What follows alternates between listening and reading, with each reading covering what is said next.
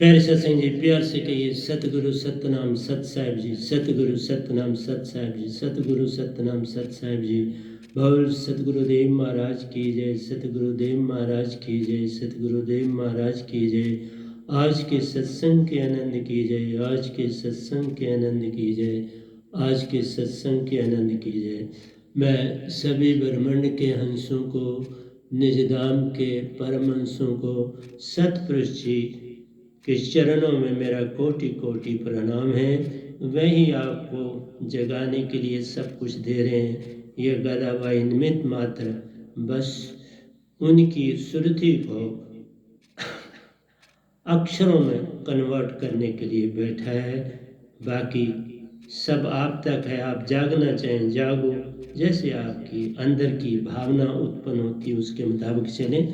तो आज 21/5/2021 है और आपके समक्ष मैं 11वें द्वार अष्टम चक्र की जानकारी देने की चेष्टा के लिए सतपुरुष को धन्यवाद करूंगा और उनका शुक्रिया अदा करूंगा जिन्होंने इसके विषय में मुझे जानकारी दी। इसमें सतगुरु का भी बड़ा हाथ है, सतपुरुष जी का भी बड़ा हाथ है। तो प्यारे सत्संग जी, मैंने बाकी सभी चक्रों के बारे में बोला है काफ़ी, और अब हम थोड़ा आगे चले तो ज़्यादा अच्छा रहेगा। हर चीज़ सीखनी और सिखानी पड़ती है। कोई ये कहे कि बच्चा जो है उसको हम सिखाते हैं, तो ये बात कोई जचती नहीं। अगर आप देखो तो बच्चा ही माँ को सिखाता है। जब पहला सांस लेता है तो रो देता है। रो लिया पहले सांस के साथ ही तो सभी को लगता है कि बच्चा ठीक ठाक है, कोई डर की बात नहीं है, क्योंकि अब पहला उसने श्वासा जो है वो लिया। पहले श्वासा के साथ उसका सारा अंदर का जो सिस्टम था वो फंक्शनिंग करने जा रहा है। अगर कहीं गड़बड़ हो जाए, सांसा न ले पाए, न रोए, तो सभी परेशान हो जाते हैं। तो इसके विषय में कभी सतपुरुष ने आपको बोला है, मैं थोड़ा ज़्यादा नहीं जाऊंगा। मेरा जो सबसे बड़ा आपके साथ काम है वो जितने भी योगी, जपी तपी, सन्यासी, ब्रह्मचरी, ज्ञानी, गुरुआ और जो उन पद्धतियों में अपने आप को सतगुरु भी कहते हैं, उनके विषय में पहले थोड़ी सी बात कर लेता हूँ तो फिर बात बनती है। पहला शब्द जो सतपुरुष ने इस जगत को बनाने में जो उच्चारण किया वो था स्वाम। स्वाम श्वासा का ही आधार है, क्योंकि जब आप सांस लेते हो और छोड़ते हो, सू अंदर की तरफ सांसा खींचो, हाँ बाहर की ओर, अंदर और बाहर के सांसा को लेने में सू हाँ आप ले सकते हो। इसी तरह से उन्होंने ये शब्द सबसे पहले संसार में दिया। क्यों ये शब्द पहले दिया? मुद्रा तो ये दूसरी है, बूचरी मुद्रा में योगी ओम या ओंकार का जाप है करते हैं, लेकिन ये सुहा शब्द की बड़ी महिमा है, कोई कम महिमा नहीं है कि इसको श्वासा के साथ लिया जा सकता है। इसी तरह से ओम शब्द जो है, अभी हमने कहा पूछे, इसको भी ऊ को बोलिए और माँ छोड़िए। माँ अपने आप जब अपने आप हो जाए, जब आप अंदर सांस लो ओ और छोड़ रहे तो माँ ओ ओ ओ ओ। तो ये भी शब्द जो है इसकी भी बड़ी महिमा है। सुहान शब्द की भी महिमा है और ये ओम शब्द, बहुत से जो योगी हैं, ध्यानी हैं, इस ओम शब्द को वो लोग ये मानते हैं, वो कहते हैं कि ये निरक्षर है, ये बोला लिखा न जाए, क्योंकि ये निरंकार की महिमा का शब्द है।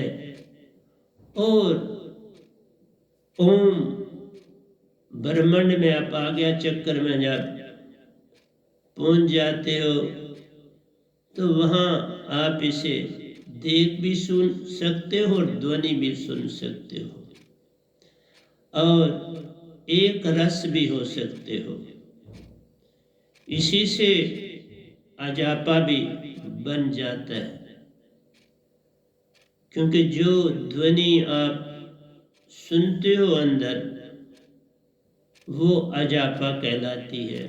और बहुत से लोग ये नहीं जानते ये बाबा नानक जी का शब्द था, तो बहुत से जानते भी हैं, मैं ऐसा भी नहीं कहूँगा।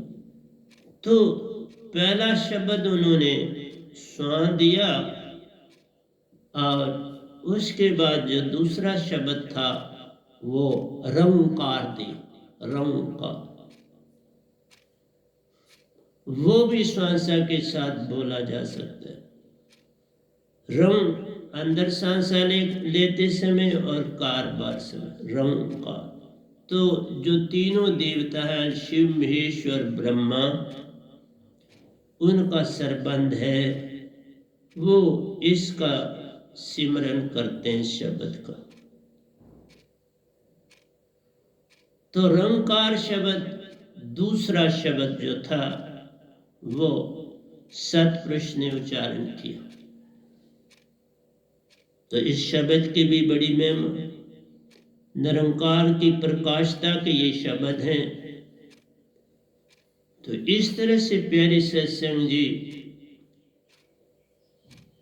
जो आगे चक्र में ध्यान लगाने वाले हैं वो ओम शब्द का, लेकिन सीधा आगे चक्कर में नहीं जाया जा सकता, बस यही भूल हो जाती है।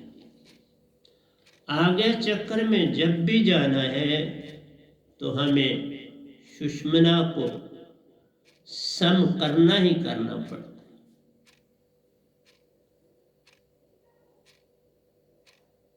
जो काल भगवान की भक्ति करते हैं, निरंकार भगवान की भक्ति करते हैं, उनको भी ये विधि आनी चाहिए कि सुषुम्ना को कैसे सम किया जाए, ताकि ये खाली आपने कहते हैं ना, सर काटी भुए धरे ता पर राखे पाओ, कहे कबीर धर्मदास से ऐसे होए तो आओ। कबीर साहब धर्मदास जी को बोलते हैं, सर कटी भुए धरे ता पर राखे पाओ, के कबीर धर्मदास से ऐसे होए तो आओ। अगर किसी ने दीक्षा लेनी है, मालिक को जानना है, तो उसको क्या करना पड़ेगा? उसको अपना सर ये काटना क्या मीनिंग है? यही तो सारी चीजों के बड़े गहरे मीनिंग होते हैं, अर्थ होते हैं। तो आइए बताता हूँ। सर कटवा दिया तो हो गया भजन, ये भी हम कहते हैं। निज की पहचान हो गई तो हो गया भजन। सर कटवाना ही निज की पहचान जब हो जाए तो सर कट जाता है। आपके अंदर से मन और माया चले जाए तो सर कट गया। चाह गई चिंता गई, सुरती बेपरवाह, वही शहंशाह है जिसको नहीं चाह। कल और कल छूट जाए, विचार खो जाए, कोई आशा तृष्णा न रहे और आप ध्यान में जा रहे हैं तो सर कटवा दिए। लेकिन फिर कहा ता पर राखे पांव। ता पर पांव रखने का मतलब है तुम्हारी कोई इंद्री भी कोई फंक्शन नहीं करनी होगी, चाहिए उस समय जो स्वाद है तुम्हारे खाने के, सूंघने के, सुनने के, देखने के, सब बह जाने चाहिए। कोई विकार भाव, किसी किस्म का भाव बॉडी से चला जाना चाहिए और तुम्हारी बॉडी ऐसे हो जानी चाहिए कि जिसका अब साया ही बकाया है। इसलिए जो पाँव उस पर रखोगे वो तो साया होगा बॉडी का। तन गया मन गया, मोह माया गई, छूटा विषय विकार। अब केवल सत्य प्रेम आनंद ही रह गया, इसी से छूटा संसार। तो प्यारी सत्संग जी, आज मैं 3-4 दिन के बाद आपके समक्ष आया हूँ, पर मैं कोई आराम नहीं कर रहा था, लिख रहा था। मैंने प्रेम सागर ग्रंथ शुरू किया है लिखने का, उसके भी मैंने तकरीबन 200 के लगभग 2 लिख दिए हैं। क्योंकि मेरा अब सफर आपकी तरफ प्रेम की तरफ है, तो ये सारी बातें जो कर रहा हूं प्रेम की दशा में ले जाएंगी ना। मन गया माया गई, आशा तृष्णा का छूटा संग। मेरा मेरा सब छूट गया, अब तेरा करूँगा संग। उसका तभी संग होगा जब मेरा मेरा छूट जाए, नहीं तो कैसे संग होगा। इसलिए संसार में गुरु वालों को बड़े बड़े अच्छे वक्ता है, संसार में बोलते हैं, बोलने चाहिए, बोलना चाहिए, लेकिन मैं साथ साथ उनकी चीज़ों की जो संसार में आई है, आती हैं, आएंगी, उनकी भी व्याख्या करता जाऊंगा। ये जो रंकार शब्द है, ओम शब्द है, स्वांग शब्द है, इनमें कोई भी निरक्षर शब्द नहीं। पहले ये बताता हूं। ओम शब्द माया और मन से आया,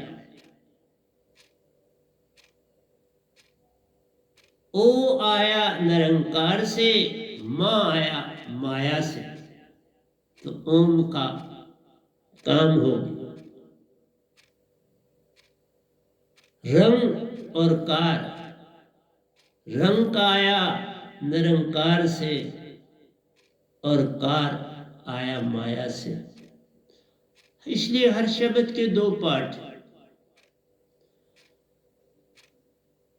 इन शब्दों के आगे पीछे ओम रंकार और स्वाम, ये तीन शब्दों के आगे पीछे माया और मन घूम रहे। जितने बड़े ऋषि मुनि हैं उन्होंने ये तीन शब्द बड़ी अच्छी तरह से पकड़े।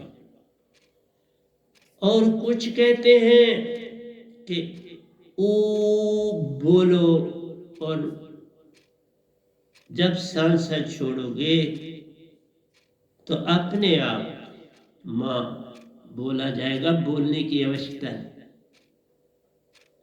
मतलब है निरंकार को जपो, माया को जपने की आवश्यकता है। इसी तरह से रंग को जपो, कार को छोड़ दो, माया छोड़ दो। तो प्यारी सत्संग जी, पहला भाग बोलने के लिए रखा। मीन श्वासा जब अंदर लो तो पहला हम कहते हैं किसी को भी ना बोलो, बोलने की आवश्यकता ही नहीं है। श्वासा जब अंदर, सिर्फ तुम सुरती उसमें डाल दो, सुरती डाल दोगे तो वो नियक्षर बन जाए। जो ध्वनि में लाया वो नियक्षर नहीं बनेगा। ध्वनि में आपका बॉडी का प्रयोग हो जाए। सांसा तो ले ही रही है, जब तक जीवित है ये बॉडी, सांसा इसने लेना है, ये लेगी ही लेगी। इसलिए ओम शब्द सतपुरुष ने नहीं बोला, ये आया ही माया और निरंकार भगवान से आया।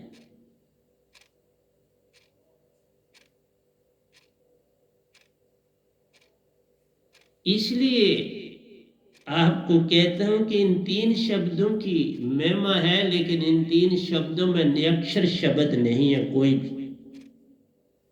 नियक्षर शब्द लिखा ना जाए, तो लिख रहे हो ये शब्द, किताबों वेदों में आए हैं, वेदों में आए हैं, पुस्तकों में। जो शब्द लिखा जाए, पढ़ा जाए, सुना जाए, सुनाया जाए, वो शब्द नियक्षर शब्द ना कहलाए।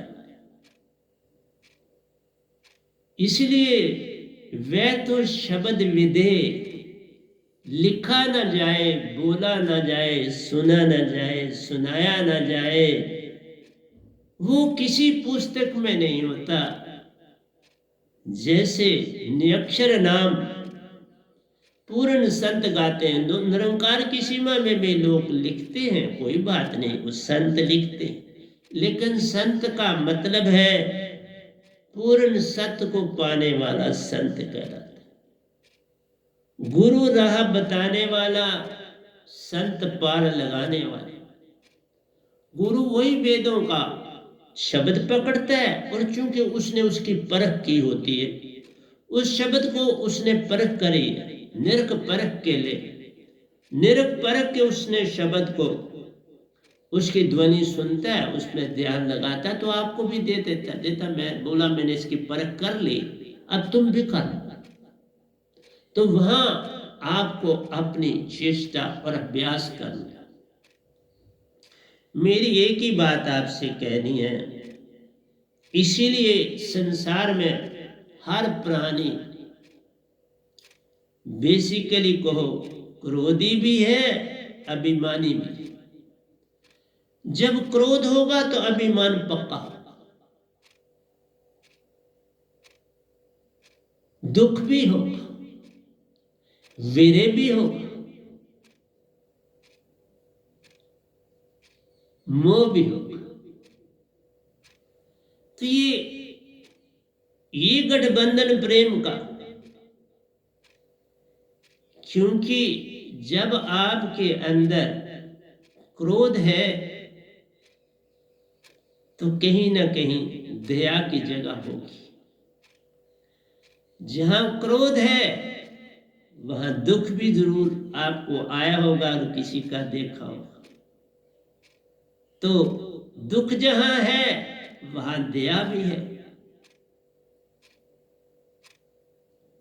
और जहां दया है वहां कभी न कभी वैराग जागेगा, और जब वैराग ही जागेगा तो वो प्रेमी बन जाएगा, सत्य हो जाएगा, आनंदमयी हो जाएगा। इसलिए प्यारी सत्संग जी, सत्य के लिए चेष्टा नहीं करनी पड़ती। ये काम यत्न से ना होई। सत्य प्रेम आनंद पाने के लिए यत्न से काम नहीं होता। ये काम होता है निरंकार की सीमा में। कोई इस शब्द का इस्तेमाल नहीं करता, मैं थोड़ी देर बात करूंगा। निरंकार की सीमा में लोग कहते हैं कि गुरु के सानिध्य में मैंने ये ऐसा ऐसा ऐसा ऐसा किया और ये पाया। कहीं वो थोड़ा सब मान सतगुरु गुरु को दे देता है, या कभी वो सतगुरु भी कहलाते हैं, तो मुझे क्या है, उससे इतराज है, कोई इतराज नहीं। लेकिन सत्य तो तब जाना जाता है जब आप अष्टम चक्र में जाएंगे। उससे पहले सत्य है ही नहीं। ये संसार मिथ्या है और इसके शब्द भी मिथ्या। ये क़यामत से क़यामत तक चलते हैं, फिर सब खत्म हो जाता है और दोबारा फिर क़यामत शुरू होती है, तो चीजें फिर मंथन होता है। उसी तरह सेम प्रोसेस रिपीट होती है। अपने अपने समय में सतयुग आता है, त्रेता आता है, द्वापर आता है, कलयुग आता है, अपने अपने और समय में निश्चित। और महाप्रलय जब होती है तो सब खत्म हो जाता है। लघु प्रलय है, उसमें कुछ नुकसान होते हैं। जैसे इस समय तक समय जो चल रहा है, कोरोना 19 एपिडेमिक जो चल रही है आपकी, कोरोना एपिडेमिक 19 कैविड, तो ये जो इसकी हर चीज के 3 अंग होते हैं। सतरजन तम 3 अंग है। इसी तरह से जब कोई प्रलय होती है तो वो भी 3 अंगों में आती है। जब कोई आपदा आती है तो 3 ढंग से आती है, वो ऐसे नहीं आएगी, क्योंकि तीनों का बड़ा संबंध है। एक पॉजिटिव है, एक नेगेटिव और एक न्यूट्रल। इन तीनों का संबंध है जो न्यूट्रल दोनों को बैलेंस करता है। इसलिए इस कोविड-19 का पहला भाग आया, उसने बुजुर्गों पर जो एज थे उनके ऊपर अटैक किया। जितना उसका अटैक था उसने किया। उसके बाद मिडिल तबके को इन्वॉल्व किया, और तीसरी लहर कई देशों में शुरू हो गई है, और वो बच्चों पर गई। अब आप ही सोचिए, बीमारी ने रंग बदला और अटैक भी बदला। तीव्रता बढ़ी, अटैक बढ़ा। बूढ़ों के ऊपर उसने कहा हमला करना है तो कम सी हो जाए, कमजोर आ गई तो इनके ऊपर हमला जो था वो वीक डोज से की। फिर कहा अगर जवानों पे हमला करना है, और बड़े बड़े जवान बच्चे, बड़े बड़े काबिल, जिनकी संसार को बड़ी जरूरत थी, वो आज हमारे संसार से जा रहे, चले भी गए बेचारे। तो जवानों को कमजोर बनाने के लिए स्ट्रांग डोज दी उसने। अब उसका हमला बच्चों पर है, लेकिन मैं आपको सच बोलता हूं, मैंने निरंकार से बात करी। अब मैंने कहा बच्चों पर ऐसा मत करो। बच्चे पौध होती है, सीड को मत तंग करो, इसे फूलने फलने दो। क्योंकि जब कोई संत आता है तो वो कुछ ना कुछ तो करने के लिए आता है। मैं ऐसे थोड़ा आया। तो मैंने तीसरे हमले के लिए निरंकार को अभी भी जो बोल रहा हूं, कह रहा हूं कि ऐसा मत कर। ये माइल्ड से भी माइल्ड तुमने करना है, तीसरा आना है, वो तो प्रथा है, लेकिन माइल्ड से माइल्ड करना। जितना कम से कम कर सकते हो वो करना। क्योंकि काल भगवान संसार नहीं जानता, जिसको सारे ऋषि मुनि जपी तपी सन्यासी योगी इसी को भगवान माना है। और कहते हैं कि जो शैतान है वो कोई और है। बाबा और कहां से आएगा? इसी का ही काम है, इसी का अंग है, तो और कहां से है? लेकिन तुम सिर्फ इज्जत देना चाहते हो, कहते हो हमारा भगवान खराब थोड़ा हो सकता है। मन ही निरंजन काल कराला, जीव न चाहे करे बेहाला। तुम समझ नहीं पाए। और एक बात और बोलूं, किसी ने कल एक संदेशा मुझे दिया, कहा मगर में कबीर साहब का स्थान है, जहां उन्होंने अपने तन को विलीन किया और सतलोक में वापस गए। तो वहां मैंने नहीं देखी है, वहां एक मस्जिद भी बना है और एक हिंदुओं का यूनिट है, एक मुसलमानों का यूनिट। तो किसी ने कहा वहां जो बोर्ड लगा हुआ था वो इतना बेचारा धीमा पड़ा था, इतना पुराना दिख रहा था कि कई लोग उसके फोटो ले रहे थे।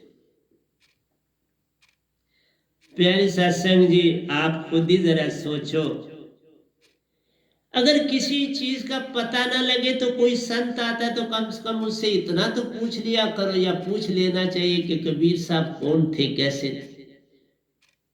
मैं तो हैरान होता हूं, बड़ी बड़ी महान हस्तियां बड़े बड़े प्रवचन देते हैं, बड़ा उनका नाम है, बड़ी आमदनी है, खुद चले भी गए हैं और उनकी संस्थाएं बड़ी फूल फाल रही, वो भी कबीर को न जान पाए, उनकी महिमा को पहचान नहीं पाए। जिनका तन ही नहीं मिला, उठाओ पर्दा नहीं है मुर्दा, ऐ नादान तुमने मुझे नहीं जाना। जहां मुर्दा था वहां फूल ही फूल थे। कौन संत को मारे और कौन उसको 5 तत्व में बिखेरे। उन्होंने ही ब्रह्मांड से आवाज दी, ऐ नादान तुमने मुझे नहीं जाना। उठाओ पर्दा नहीं है मुर्दा, तुमने मुझे नहीं पहचाना। जब ऐसी हस्तियों को तुम नहीं पहचानते तो फिर संसार में आपदाएं नहीं आएंगी तो क्या आएगा।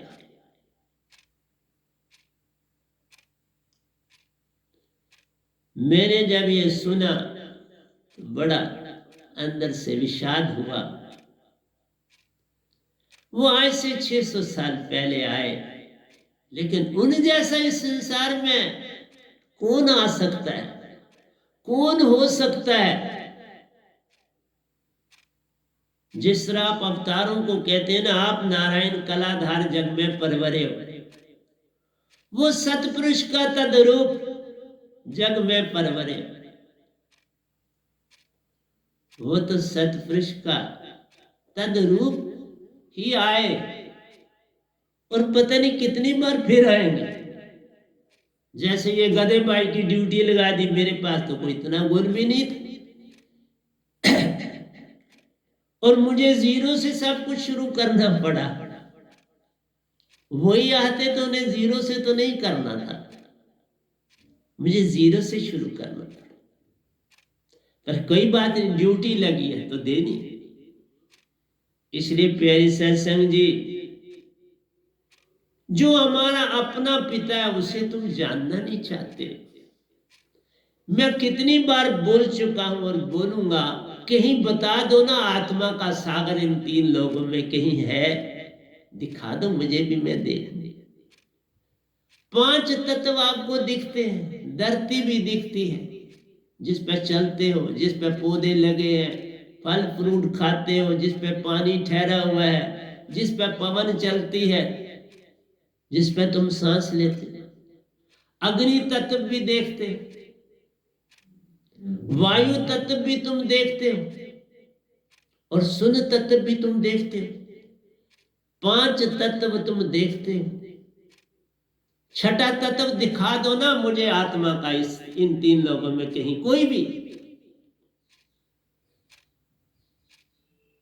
छठा तत्व कहां से आया, इसकी तो पहचान कर। यही है निज की पहचान कर। निज की पहचान का मतलब ही यही है।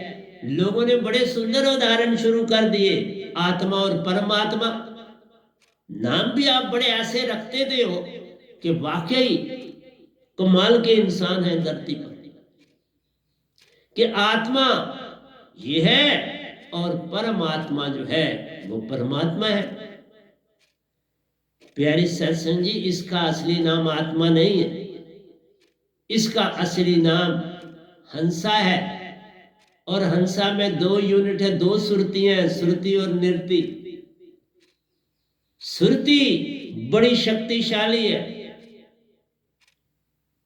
इसे देवदूत पकड़ नहीं सकते, लेकिन जो प्राण है निरति, वो पकड़ते हैं जब मृत्यु हो जाती है। संतों की इसलिए नहीं पकड़ते कि वो सदा हंसा बन के रहती है। कबीर साहब की नहीं ना पकड़ पाए, वो हंसा बन के रहती है। वो संसार में भी हंसा होता है, तन में भी हर समय। सुषमना सम कर लो, मैं अभी भी संदेश भेजा लोगों को। प्यारी सत्संग जी, मेरी बात ध्यान से सुनना। तुम्हारे श्वास श्वास में, हम नहीं कहते श्वास श्वास में नाम ले व्यर्थ श्वास ना खोए, क्या जाने कि श्वास में आमन होए ना हो। श्वास की महिमा, श्वास श्वास में वासा उसका, जोड़ना तेरा काम। पूरा हंसा तो तभी बनेगा जब श्रुति और निरति का मिलाप सुषमन में हो जाए। और सुषमन में भी मैंने बोला कि आप निरंकार सुषमन में रहते, मूंदा 10वां द्वारा, ताकि ऊपर मकर तारा चढ़ो तुम्हारा तुम्हारा। ये जो तुम्हारी बमर गुफा है, इसके अंदर इस बलगम के रूप में निरंकार भगवान खुद रहते हैं, और वो आसानी से तुम्हारी गुरुआ के द्वारा कभी कोई जो है सुरती निरति सामने नहीं कर सकता। आइए मैं बताता हूं कुछ बात। मैं देर से इसलिए आया कि तुम मेरे सत्संगों की महिमा, सत्संग ये अच्छा और ये बुरा से करते हैं। कौन सत्संग में अच्छा दूंगा और कौन बुरा दूंगा, आता ही जिस समुद्र से है, कौन पानी अच्छा और कौन बुरा।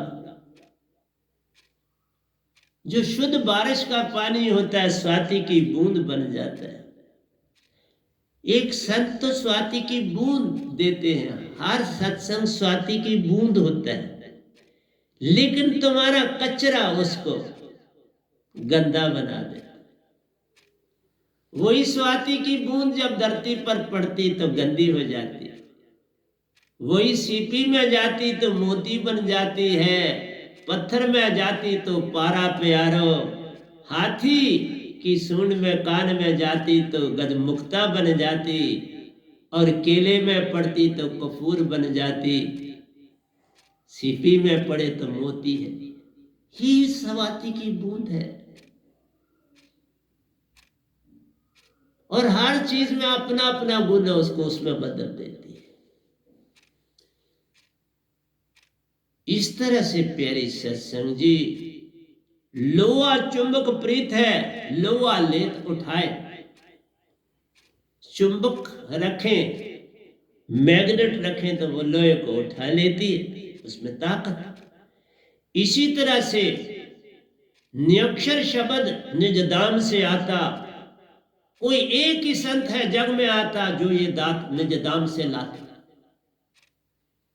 तभी मैं आपको बोलता हूं, चढ़ गई चंग पतंग सो चांद चकोर निहारा, वाह गुरु परिवार। बाबा नानक जब अष्टम चक्र में गए तो ये लाइन लिखी, चढ़ गई चंग पतंग सो चांद चकोर निहारा। ऐसे सुरती चढ़ती है, अष्टम चक्र की तरफ जाती है, सुषमना सम होती है, तभी बात बन जाती है। सुषमना तुम्हारी जब चेतन होती है ना, तुम्हारी आत्मा 1000 गुना ज्यादा चेतन हो जाती है। ये आत्मा हंसा बन जाती है सुषमना सम होने से। इसलिए मैं आपके साथ सामने बैठा हूं, हर समय दोनों नॉस्ट्रल्स काम कर रहे हैं। ईडा पिंगला दोनों गई, सुषमना सम हो गई, सुषमना काम करते। जब सुषमना काम करे तो कोई बैक्टीरिया तुम्हारी बॉडी को अटैक नहीं करता। कोई बैक्टीरिया इतना पावरफुल है ही नहीं, होता ही नहीं, बन ही नहीं सकता जितनी तुम्हारी आत्मा चेतन हो जाती है। इसलिए प्यारी सत्संग जी, आज मैं अभी इसी के ऊपर आपको सारा बताऊंगा। ये जो लेफ्ट हैंड साइड पर जो नॉस्ट्रल है, ये तुम्हारा ईडा है। इसको चांद नाड़ी भी बोलते हैं। ये बड़ी शांत स्वभाव की नाड़ी है। जब ये चलती है, मैं इसलिए बोला कि इस सम किए बिना तुम जो भक्ति करोगे हो ही नहीं सकती। बस थोड़ी झलकें देखते हो ना, कोई ओम को सुन पाता है, कोई तुम अपने अंदर की गूंज बनाते वो नहीं सुन पाते जब तक सुषमना का ज्ञान ना। और सुषमना का ज्ञान हम दीक्षा के समय ही देते हैं, ऐसे देते हैं, कोई खोल नहीं सकता। अगर कोई खोल दे किसी भी क़यामत में उसको मोक्ष नहीं मिलता। कोई साधक इसकी चेष्टा नहीं कर सकता कि मैं इसको किसी दूसरे को खोलना सिखा दूं, नहीं सकता। ये दीक्षा के बाद इसलिए सारा ब्रह्मांड 600 साल से सुषमना को खोलना ही नहीं जानते।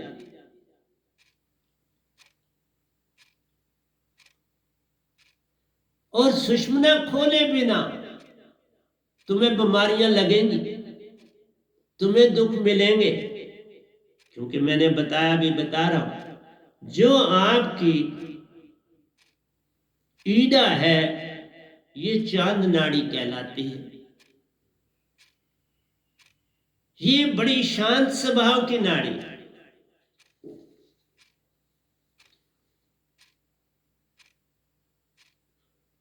और इसे जमुना भी बोलते हैं।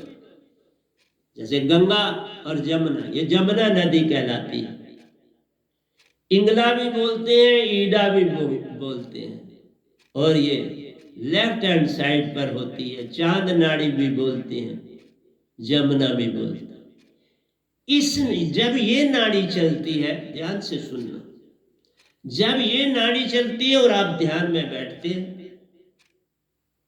दूसरी को आपने कुछ नहीं किया, इस नाड़ी चल रही है, आप ध्यान में चले, आप ध्यान में चले जाते हैं तो क्या होता है, क्योंकि ये बड़ी शांत है और शांत तुम्हें बनाती है अंदर से और तुम्हें नींद दे देती। शांति में नींद आती, तुम बेसिकली सो जाते हो, चाहे कोई भी हो उसे नींद आ जाए। क्योंकि ये नाड़ी की विशेषता है, ये तुम्हें नींद दे देती है और तुम सो जाते हो मजे से। इसलिए मैं अपने साधकों को कहता हूं, सुषमना सम किए बिना ध्यान में नहीं जाते। कोई लाभ ही नहीं है तो क्यों जाओगे, किसी को दिखावा थोड़ा करना। तो प्यारी सत्संग जी, ईडा पिंगला बाईं तरफ की नाड़ी है, चंदन नाड़ी ये कहलाती, जमुना भी कहलाती है। ये चांद की तरह शीतल, ठंडक देती है, अंदर शांत शांत शांत करते, और शांति में ही तो नींद आती है। परेशानी में नींद आती है, नींद आती। शांति हो तो फट लेटे तो नींद आए, तो इसलिए ध्यान लगता ही नहीं। ये नाड़ी खुली हो तो तुम सो जाओगे, बार बार उठोगे, चेष्टा करो, फिर तुम सो जाओ। इस तरह से जब पिंगला नाड़ी जो है सूर्य नाड़ी कहलाती है, गंगा भी इसको है कहते, सूरज नाड़ी भी इसको है कहते, गंगा भी कहलाती है। बड़ी प्यारी तीखी नाड़ी बन जाती है, क्योंकि ये सूर्य नाड़ी है। इसमें ध्यान में जाने से तीखापन आ जाता है, और तुम्हारी जो चेतना है वो बड़ी तीव्र हो जाती है, निष्कृष हो जाती है, तीव्र। उसमें एक नई ऊर्जा आ जाती,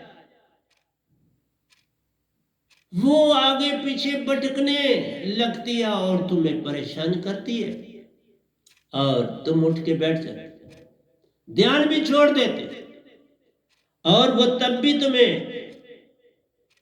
छोड़ती नहीं। फिर कहती उठ, तुम बिस्तर को छोड़ते हो, फिर ये कहती है चल, थोड़ा चल, कोई व्यायाम कर। ये उत्तेजना पैदा करती है, विकार की तरफ भी ले जा सकती है, गुस्से भी दे सकती है। उस समय कोई तुम्हें मिल जाए तो थप्पड़ भी मार सकते हो, तो मुझे नींद नहीं आ रही, मुझे ध्यान भी नहीं लग रहा, लेकिन कारण क्या है वो नहीं तुम जानते। सभी गुरुआ लगे हैं ब्रह्मांड में, ध्यान करो, ये करो, यत्न करो, ये काम यत्न से न होई, सतगुरु कृपा पावे कोई कोई। इसलिए ये दात ही संतों को मिलती है, किसी दूसरे गुरुआ को नहीं मिलती। जो निज धाम से आएगा वही ये राज संग लाएगा और संसार को दे जाएगा।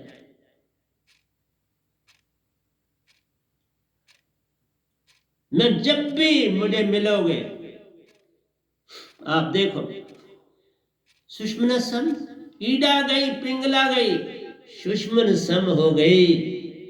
सुषमन में आपकी चेतना उर्द से आती है, सुषमन में आसमाती है, ये है कहानी। फिर ध्यान में तो कैसे लगे?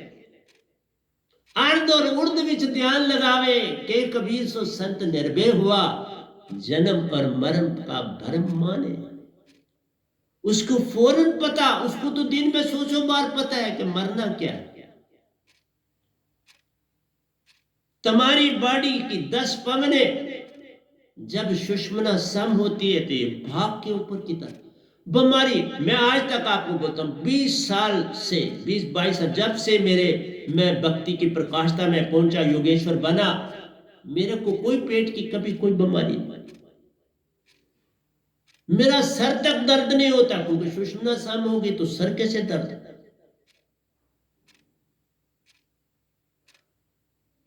इसलिए तुम्हें ये बातें समझ में आ, बोलते ये छोटा नया नया, भाई नया या पुराने की बात क्या। जब दांत उसने दी तो तभी मुझे काम करना था ना, दांत से पहले क्या करता। मैं भी 55 साल और 51 ईयर और 6 मंथ काल की भक्ति करी और उसी की प्रकाशता पाई, योगेश्वर की उपाधि पाई, इसी निरंकार भगवान से। बड़ा प्यारा था मैं उनका, और हूं आज भी। ये नहीं मेरी किसी से कोई दुश्मनी। हम सिर्फ कहते हैं मन के मते न चलिए, मन के मते नहीं, जो मन पे आसवार है वो साधु को। तुम सारे यत्न से मन को शांत करना चाहते, ये नहीं होता। तुम ध्यानों से करना चाहते हो। फिर वही कहा कि जब आपकी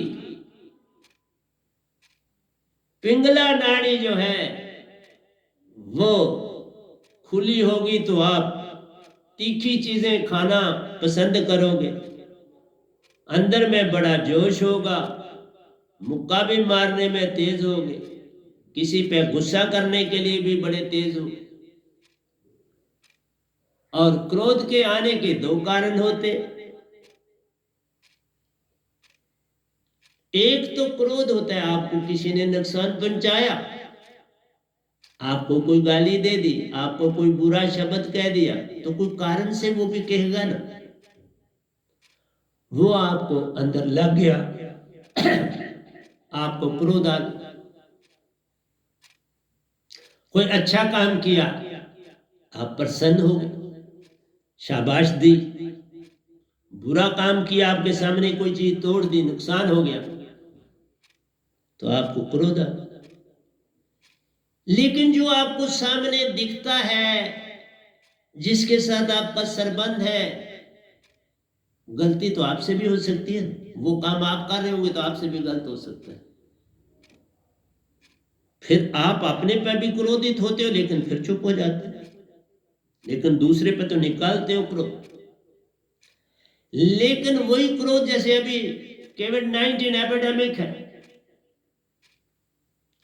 कितने प्यारे दुनिया के प्यारे जीव चले गए, जिनमें परिंदे भी गए, मनुष्य भी गए, सितरी गई, पुरुष गए, बच्चे भी गए।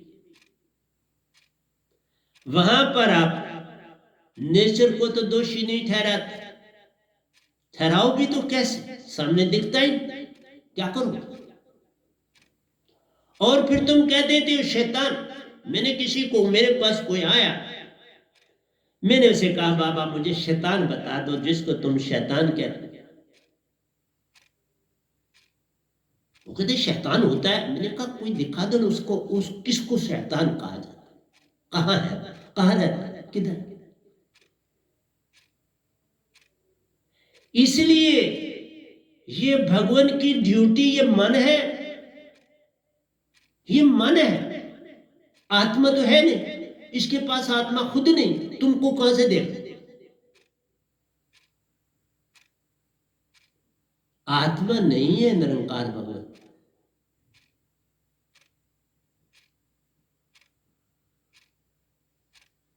ये मन रूपी पांचवें पुत्र है सतपुरुष के। जिस तरह हम सब हंसा सतपुरुष के अंग हैं, तो वो सुरती से बोले गए शब्द से पांचवें पुत्र है। 16 पुत्र उन्होंने उत्पन्न किए, शब्दी शब्दी निशब्दी शब्द, 16 पुत्र उत्पन्न किए, जिनमें ये पांचवें। इन्होंने बड़ी भक्ति की और इनको वर मिला। तो मेरा कहना है कि ये जो आपदा आई, या पहले भी आती रही, क्योंकि ये जो बड़ी आपदा है इसका 100 साल का चक्कर, 100 साल के बाद आती। और ये तभी 3 ढंगों में, उसी का सत रज और तम, तीनों देवता काम करते हैं, एक नहीं करता, दूसरा भी करता, तीनों करते। और 3 गुण है तुम्हारे अंदर, सत रज और तम, वो तीनों गुण आपके ऊपर अटैक, उसके ऊपर अटैक होते, तीनों वृत्तियों पर अटैक होते, सत रज और तम तीनों पर अटैक होते। इसलिए तुम्हें उसके ऊपर क्रोध नहीं आता, तुम बस यही कह कि शैतान ने किया, कोई हमारी गलतियां हो। वहां देखो तुम कितने चालाक हो, कहते हो कोई हमारी गलतियां होंगी तो उनकी सजा मिल रही, हमारे पिछले जन्मों की कर्म। बाबा पिछले कर्म तुम्हारे पिछले जन्म के, पिछले के साथ, अब तो नया शुरू किया तो नए के साथ। एक कदम तुम जो आज चलोगे, उसी वही कदम तुमने चला, कल का कहां से आ गया। जो जन्म बीत गया सो, जो बीत गई सो बात गई, अब उसको याद करने से क्या लाभ है। लेकिन तुम्हें ढंग मिल जाता है अपने को बचाना और भगवान को बचाना। अभी भी तुम जाके मंदिर में, मस्जिद में, गुरुद्वारे में जाके यही करोगे, तुम जिसने किया है वो एक संत की ही बात मानेगा और किसी की नहीं मान सकता।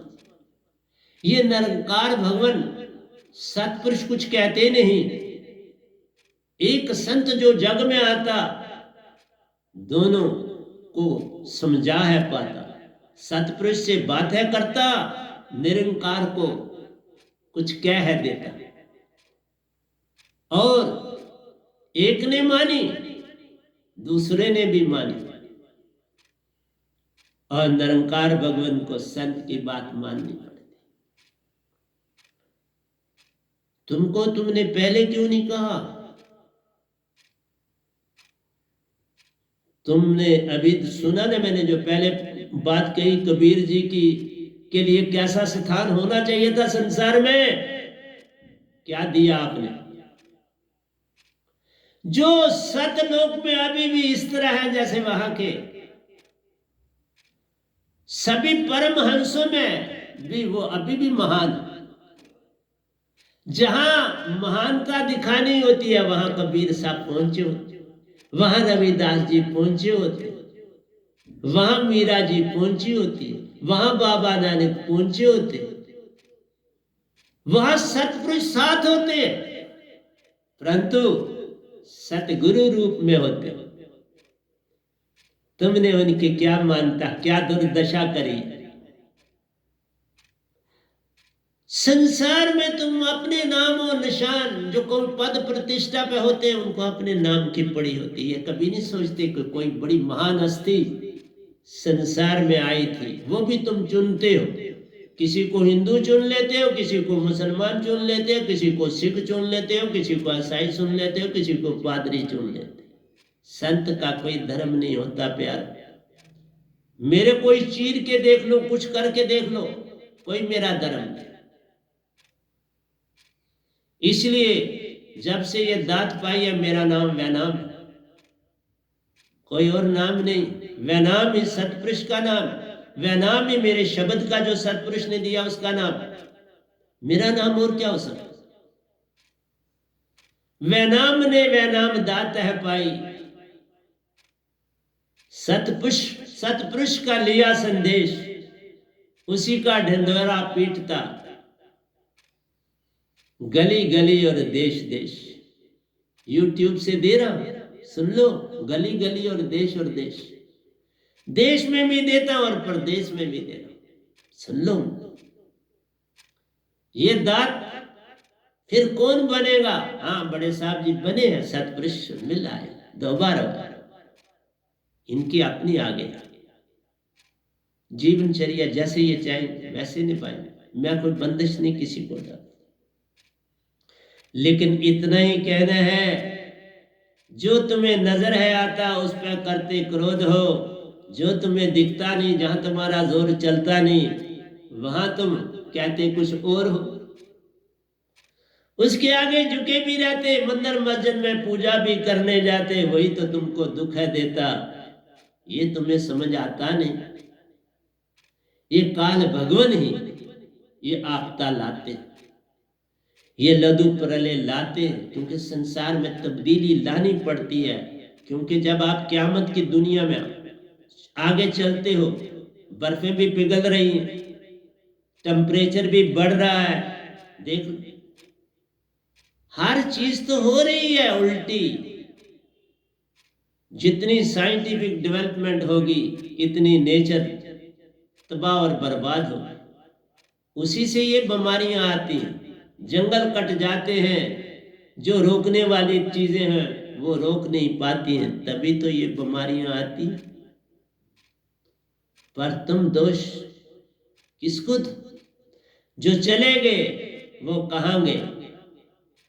अब पूछो इन टूटे तारों से, कोई भेद तुम्हें देता नहीं। इसीलिए कहा, जिसके माँ बाप दीक्षित होते हैं पूर्ण संत के, उनके बच्चे भी कमाल कर जाते हैं। अगला सत्संग में करूंगा। तो मैंने शुरू किया था, बच्चे तुम्हें सिखाते हैं, ये जानवर परिंदे भी आन सिखाते हैं, हर एक सीखने और सिखाने के लिए आता है जग में। जो किसी दूसरे से सीख पाता है वही बंदा कहलाता है। तुम इसलिए प्यारी सत्संग जी, मैं क्या कहूं, चक्रों की बातें भी मैंने बड़े प्रवचन करे हैं, लेकिन फिर संगत कहती है कोई नया। ये कितनी अडंबना है, ये बर्फी खाने वाली बात हुई कि सत्संग सुनने वाली बात हुई। मेरे ग्रंथ गाए इतने, सुनते हो कभी? मैंने भजन कभी गाए, सुनते हो कभी? तुम्हें बस स्वाद चाहिए, कल का भूल जाते हो। जिस तरह खाना कल का खाया परसों का भूल जाता है, इसी तरह तुम मेरे प्रवचन सब भूल गए, जीवन में नहीं डाला। किसी मेरे सत्संग, एक सत्संग को जीवन में डालते तो साल एक सत्संग में गुजर जाता। तुम जीवन में नहीं डालते, सत्संगों से मजा लेते, इसलिए किसी दिन बिल्कुल ही बंद कर दूंगा। अब तो थोड़ा देता हूं, लेकिन आया समय तो मैं बिल्कुल ही बंद कर दूं। इसलिए प्यारी सत्संग जी, जीवन में भक्ति सुषमना के सम किए बिना भक्ति नहीं। चाहे मंदिर जाओ, मस्जिद जाओ, गुरुद्वारे जाओ, और भी गिरजाघर हैं, परंतु किसी का दिल मत तोड़ो। खास खुदा का घर है, तुम्हारे का दिल तोड़ने में लगे होते हैं। मैं कहूंगा परंतु किसी की सुरती मत तोड़ो। खास सतपुरुष का घर है, खुदा का घर बोल के क्या ले। जब मुझे दात मिली तो लोग कहने लगे, ओ बाबा तुम्हें नहीं पता हमारी गीता कितनी करेक्ट है, हमारा ग्रंथ साहब कितना करेक्ट है, हमारा कुरान कितना करेक्ट है, हमारी बाइबल कितनी करेक्ट है। वो जितने भी हैं वो इस काल भगवान के हैं। मेरी बातचीत जो है उस देश की है जहां से तुम्हारी आत्मा आई, जहां से तुम्हारा अंश आया है इस तन में, मैं उसकी बात करता